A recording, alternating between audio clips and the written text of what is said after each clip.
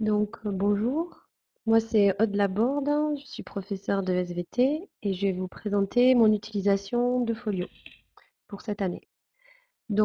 Folio est un outil permettant aux professeurs de mettre en ligne des documents en lien avec différents parcours et l'élève va pouvoir stocker et modifier ces documents dans son espace, un espace qui lui est personnel, mais pas privé, puisque le professeur va pouvoir consulter ce qu'il a mis à l'intérieur, le récupérer et le renvoyer éventuellement avec des corrections.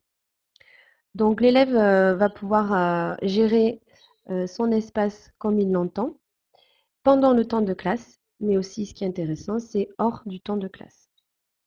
Donc cet outil, pour moi, je l'ai trouvé vraiment idéal, notamment par rapport au domaine, au domaine 2 du futur socle, le domaine qui s'appelle méthodes et outils pour apprendre, puisque je vais vous montrer dans mes utilisations qu'il permet de développer l'autonomie, le travail en commun, la capacité d'initiative et la coopération.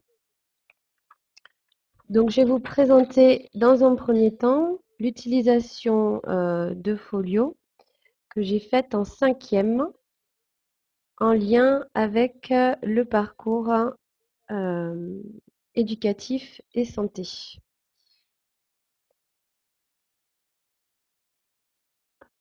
Voilà. Donc, dans le cadre de ce parcours, j'ai travaillé sur un projet qui s'appelait Projet gaspillage alimentaire, où les élèves, en fait, devaient montrer qu'il y avait du gaspillage à la cantine et trouver un moyen de réduire ce gaspillage. Donc, les élèves de cinquième ont proposé de faire une campagne de sensibilisation et de créer un jeu sous forme de points que qui permettrait donc aux élèves de tout le collège de réduire les déchets. Donc, les élèves sont sensibilisés à ça, vont arriver à réduire les déchets et suivant s'ils arrivent ou pas à réduire, ils gagneront des points et à la clé, le cadeau, donc c'est le menu de leur choix.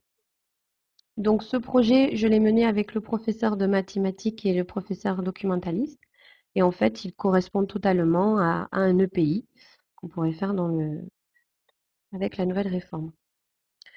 Donc ici, Folio a servi à présenter le projet. Et ensuite, donc là, on voit qu'on présentait le projet avec une vidéo qui parlait du gaspillage et ensuite des liens vers des outils collaboratifs, des liens pour que la classe puisse travailler en commun.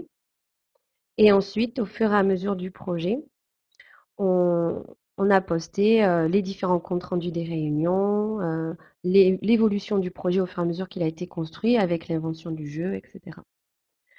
Donc l'intérêt de Folio, ça a été de favoriser donc le travail de groupe, hein, de suivre le projet, de répartir les rôles et surtout de garder une trace de ce projet en dehors des matières, puisque là, on combine SVT, maths et documentation, donc il n'y avait pas de cahier.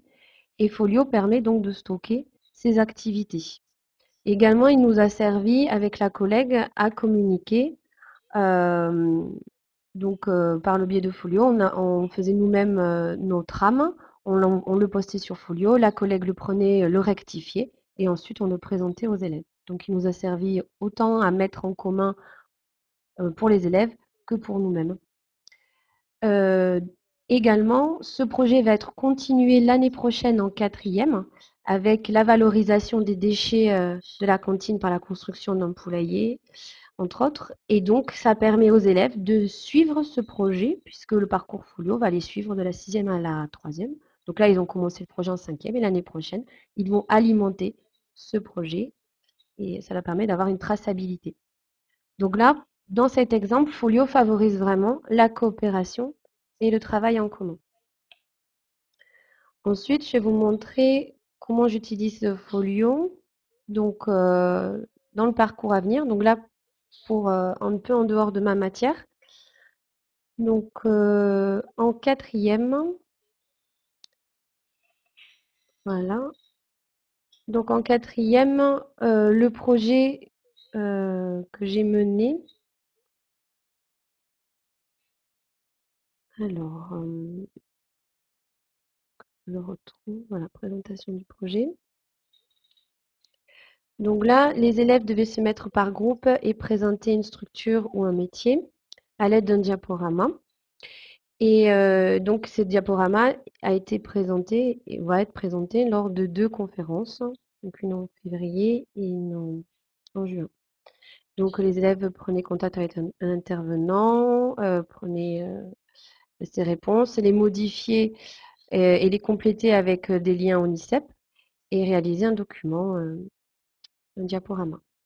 Donc là, ce qui a été extrêmement intéressant avec Folio, c'est qu'on a pu, je peux suivre l'évolution de leur travail quand même entre le mois de février et le mois de juin, avec un lieu de stockage où je peux récupérer, modifier, mettre des commentaires, renvoyer et le cours d'après, l'élève modifie en fonction de mes commentaires. C'est vraiment un outil coopératif et travail en commun important. Et aussi, on a voulu développer l'autonomie en créant un journal de bord qui permet au groupe d'élèves de savoir ce qu'il a fait à telle séance et ce qui lui reste à faire à la séance suivante. Et également d'avoir un retour sur l'efficacité du travail de groupe avec la création d'une auto-évaluation à remplir en fin de séance où l'élève montre si voilà, montre s'il a bien pris la parole, etc. Et si ce n'est pas le cas, d'essayer d'améliorer la fois d'après un peu plus, soit la demande d'aide, soit la coopération dans le groupe, ce qui des fois pose problème. Donc le journal de bord et l'auto-évaluation marchent très bien. Les élèves s'en servent et on voit vraiment l'efficacité de Folio là-dessus et la prise d'autonomie au fur et à mesure des séances. Et enfin, j'utilise toujours dans le parcours à venir, j'ai utilisé Folio, cette fois en tant que professeur principal, puisque n'ayant pas d'heure de vie de classe dans l'emploi du temps, il était un peu difficile de coordonner tout, enfin, voilà, de coordonner tout ça. Et également, ce qui me posait problème, c'est de savoir où mettre toutes les ressources qu'on leur montrait, tous les papiers qu'on leur distribuait. Et Folio a été un très bon lieu de stockage des différentes ressources. Sachant qu'en plus, ce qui est intéressant, c'est que, suivant l'intérêt de l'enfant, enfin de l'élève, ce qu'il veut faire ou pas, il va piocher dans les ressources, que je vais mettre en ligne.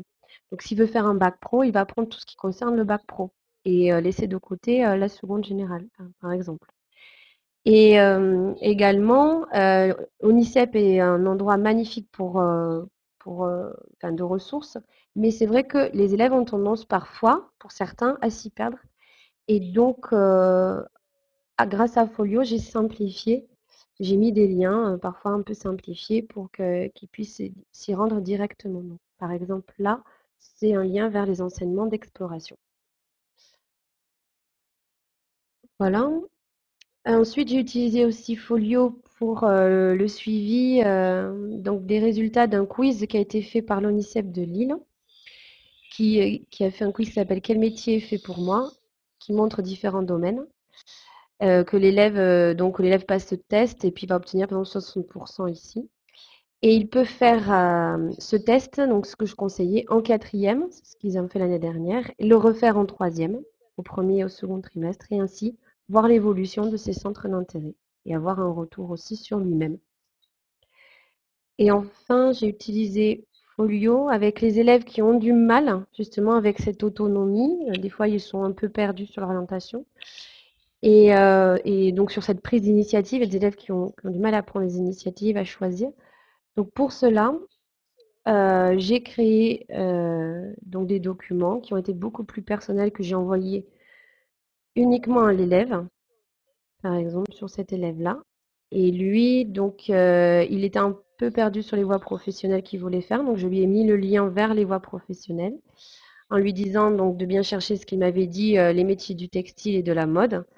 Et des liens vers les sites des lycées de secteur qui, qui parlaient justement, qui présente ce bac pro.